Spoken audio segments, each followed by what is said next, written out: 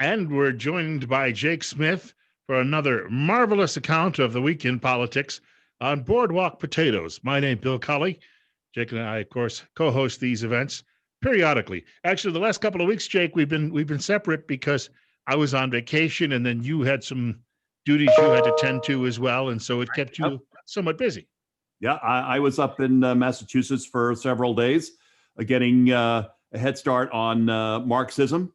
So if we want to wait to understand what Marxism is like, I really didn't want to delay. So I just went up to the People's Republic of Massachusetts, spent several days up there just to kind of get a feel for what it would be like, Bill. I'm a little concerned. I'm not one of these guys who's a betting man, but I do understand that if the other side wins, maybe every once in a generation or so, people need a taste of Jimmy Carter to bring them back to reality. That's a very good point. The contrast that I would make to you is that Billy Carter is not Hunter Biden. Billy Carter was a beer drunk who did some deals, if you remember, with the Saudis, and there were some concerns in and around the Beltway that Billy Carter could be peddling influence to his brother. Remember that? I do. And Billy Carter is one of those guys who did not have the wherewithal to even understand that he was doing it. No. Where Hunter Biden would be a little smarter than that. Now, you and I, you're an ex-Delawarean. I am a current Delawarean. What has come out over the past couple of weeks about the Bidens, Bill, is really no news to us. We know what the Bidens were. We know, I mean, this is who they are. Joe Biden would sell his mother for the right price, and he would sell every one of us out, including his own country. And unfortunately now, what we have now is the evidence. The question is, how many people have voted early and now they're having voters' remorse? There's apparently some of that out there. How much of it? At this point, who knows? You know, your analogy when you said he'd sell his mother, well, he hoard out his son for profit. And if that's the case, what would he do to the rest of us? We're not blood relatives. I mean, let's face it. What we found out from Tony Bobulinski was what we all knew, is just, further evidence of what the Bidens and who the Bidens really are. Now, I have said, Bill, for months, especially since the start of this pandemic, you and I have talked about it. Most people who are going to wait until Tuesday to vote, just a couple of days from now, what they're going to think about is the recovery. The recovery is already underway, and it's quite robust right now, is it not? Amazing. 3.1% GDP, which is incredible. Yeah. Now, the question is, I think most voters, regardless of political affiliation, are going to say, who do I want managing the remainder, the next, the additional 1/3 of the recovery that has not yet completed? We have actually 2/3 of the economy are now back to where they were prior to the pandemic. We've got another third to go, which most of that, as you know, is the airline industry, the tourism industry. It's been decimated. But here's what President Trump had to say on the campaign trail recently. Let's see what he has to say. And I think this is going to be the overwhelming factor, for voters when they go to the polls on Tuesday. We are doing great. Do you see the number today? 33.1 GDP, the biggest in the history of our country by almost triple. No nation has a number like that. This explosive economic growth is 4 times greater than what the experts expected. The president obviously has every right to be enthusiastic about those numbers, Bill. The recovery is now underway. The question is, do voters want to stop that recovery and vote for Marxist socialism or Marxism socialism, or do they want that recovery to continue? I think that is going to be the number one issue on voters' minds going into the polling booths. What say you? Well, I hope so. Joe Biden has only one issue. If I could, and we were always told by our old friend John Lund never to read anything, but John did say that, didn't he? Yeah, he did. He said a lot of things. I think we discounted most of it. Yes. But Holman W. Jenkins Jr. is a newspaper columnist and an editor for the Wall Street Journal. And I just highlighted a few things from something he has today. Joe Biden's only issue is COVID. That's it. He's got nothing else. But here's what the media isn't telling you. Now, Laura Ingraham last week said his real running mate was COVID. She was spot on. COVID was his running mate. Laura Ingraham said that, and I thought she was spot on. Here's a few lines from Jenkins. He says, nearly half of COVID infections are believed to be asymptomatic from previous research, 80% of people with flu symptoms and 95% with cold symptoms don't seek medical help. It doesn't, or the press, he says, does not understand that while confirmed cases might be data, they aren't a sample in any meaningful scientific sense. He says, our press this week reported with hair on fire that confirmed cases exceeded 9 million. Would its hair be more aflame or less if acknowledged the true cumulative infections are likely between 50 to 100 million? A realistic picture would suggest tens of millions of Americans have encountered the virus without fuss. The bigger numbers might suggest we are grappling with a natural phenomenon over which we exercise little control. And then he gets to this. He says, when Joe Biden calls this running up the white flag, he's prepping you to believe that Donald Trump could have stopped COVID, and now President Biden is stuck with a mess. So it's going to be here, and he's running around the country trying to tell people that if I had been the guy in charge, I would have, I guess, gone and wrestled that virus down and gotten rid of it altogether.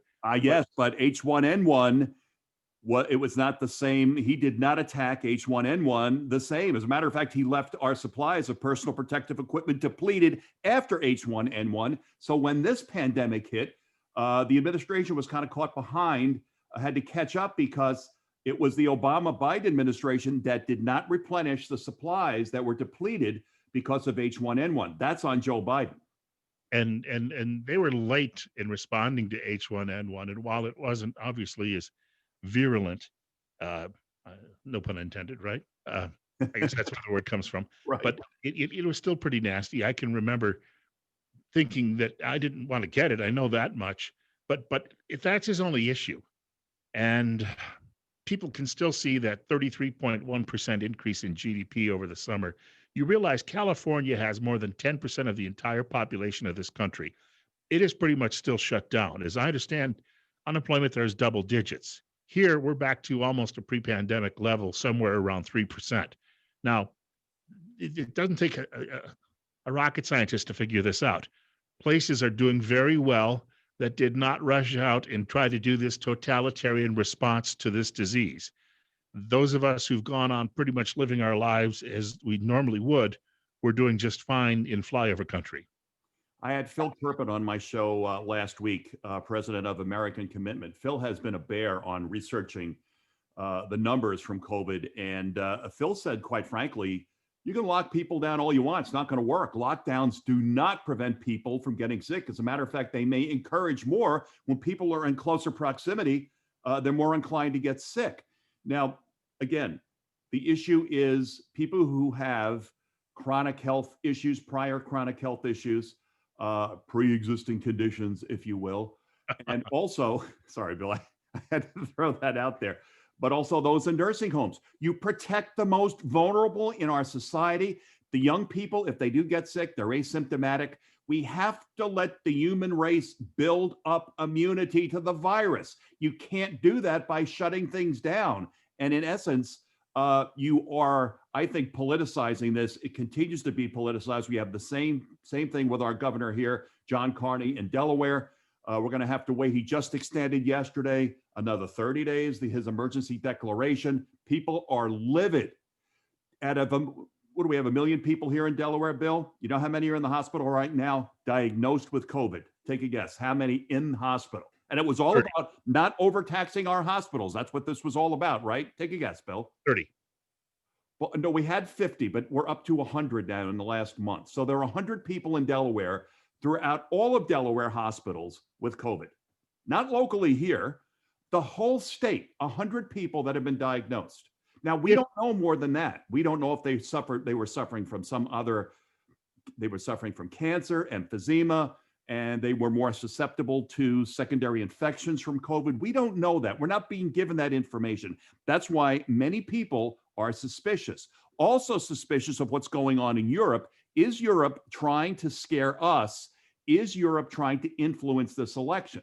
The 21st century, unfortunately, means that everything, we've all become conspiratorial theorists, Bill, have we not? I'd say that's true. I think that, well, a lot of people are trying to influence our election. I saw a nasty note from a columnist in Montreal today saying that he no longer respects Bobby Orr because Bobby Orr endorsed President Trump. Oh, I saw that yesterday. So I guess, again, it's trying to influence people from across the border to the north.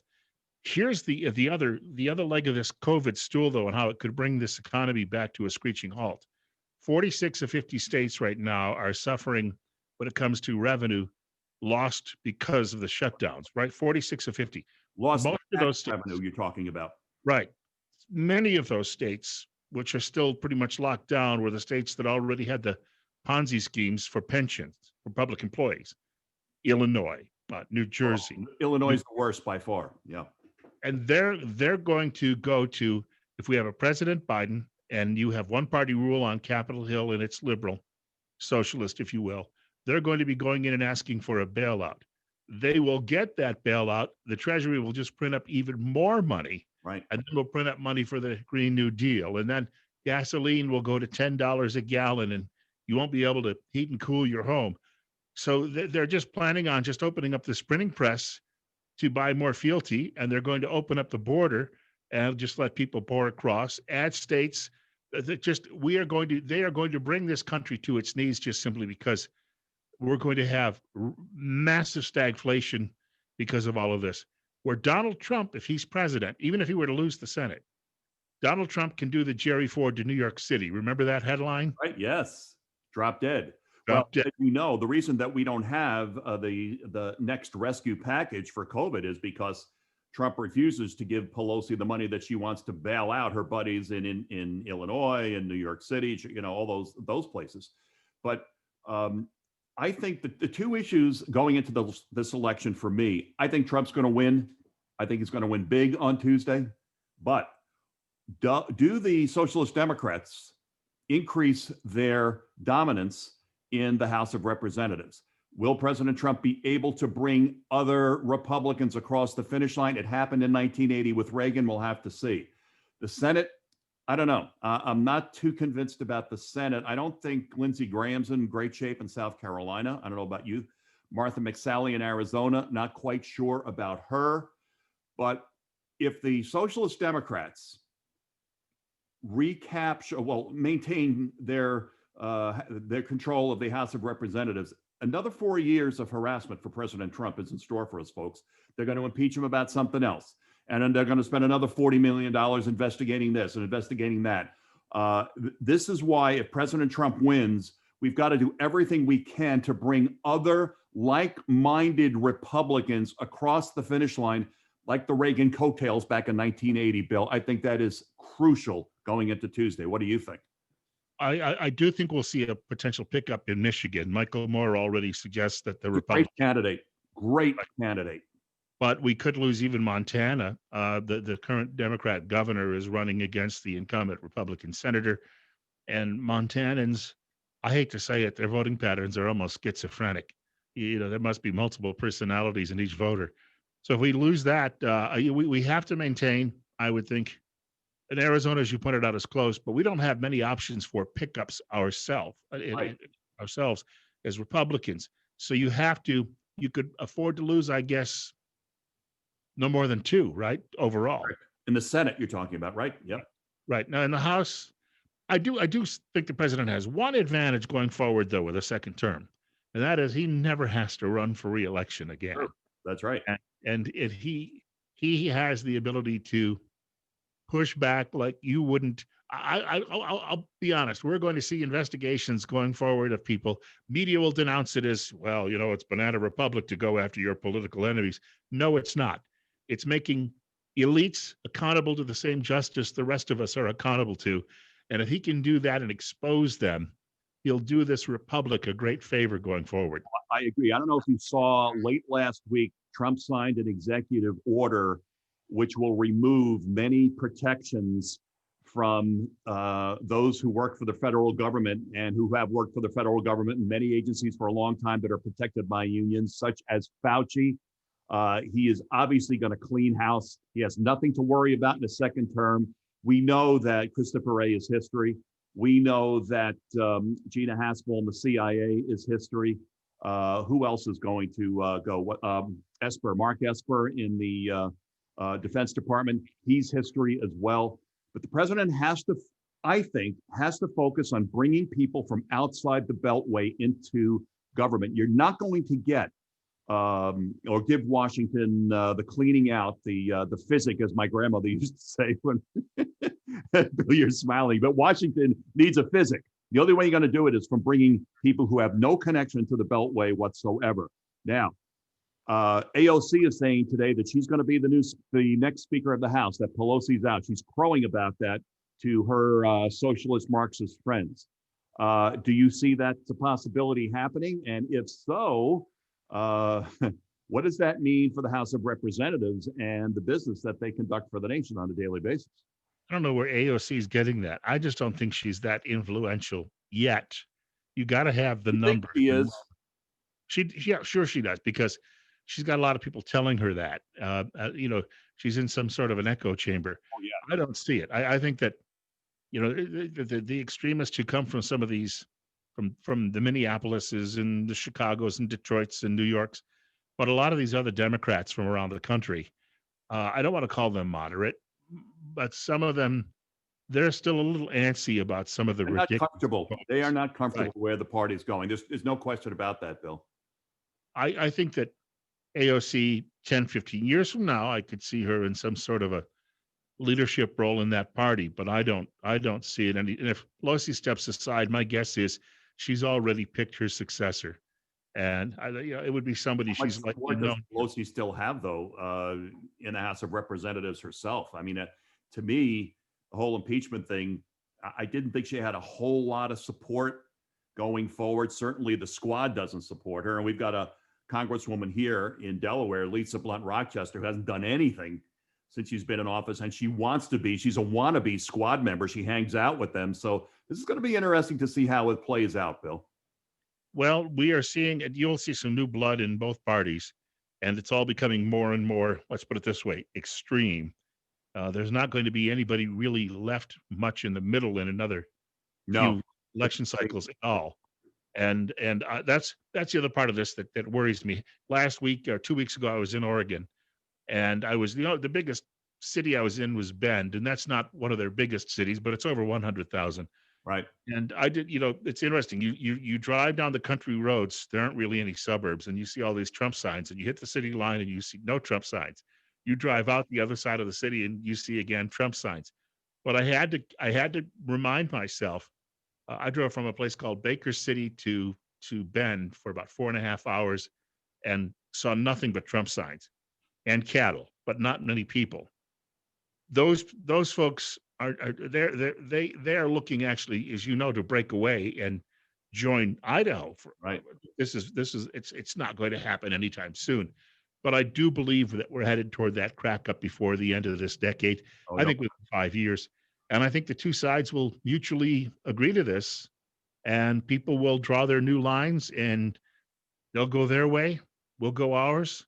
But at some point, one side, likely the other, when they run out of supplies, because whatever they do does not work economically, they're going to become knocking at our doors. Well, Bill, let me, before we end this podcast of Boardwalk Potatoes, I'm Jake Smith, Bill Colley in Idaho, I'm in Delaware. Bill, I gave my prediction. I think President Trump is going to win. He's going to win big on Tuesday. I stand by that. I've been saying that for months. What do you think? With a caveat, I'll give it to President Trump, and I'll get to my caveat just quickly. He's going to take Florida. I think he's going to take North Carolina. I think the Rust Belt states that he took the last time, he takes them again. Likely takes Minnesota too, which would put him over the top. However, there's a lot of scuttlebutt on the ground out of Texas, and there's a huge trove of electoral votes at stake there. And if Joe Biden somehow pulls out Texas, then it's done. It's over with. But I think President Trump is going to. I think that Michigan, Bill. Trump's going to take Michigan. I'm convinced of that. And there are a lot of, workers are not voting for Biden. The union management might be going the Democrat way like they always do. The rank and file are not budging. They are going to stay with Trump. Trump has brought them jobs, and they know that. And this guy at what's it called, the Trafalgar Group out of Georgia, right? Yes, they're one of the most interesting polling organizations most recently. Yeah. They point out that, simply a lot of Republicans, a pollster calls up a Republican, and the Republican is almost pranking The pollsters is, oh yeah, Biden, sure, yeah, Biden for me. Well, I don't know if you heard what Frank Luntz was quoted as saying the other day, that if the pollsters get this wrong, the pollster business as we know it is finished. Fine with me. Fine with me too. All right, this has been a very interesting pre-election Boardwalk Potatoes. Bill Colley in Idaho, Jake Smith here in Delaware. We'll be back throughout the week with analysis. We'll get back together again as well. But I thank you so much for watching this podcast. And remember, please, my friends, say a prayer today for President Trump and the nation. Bill, talk to you soon. Thank you.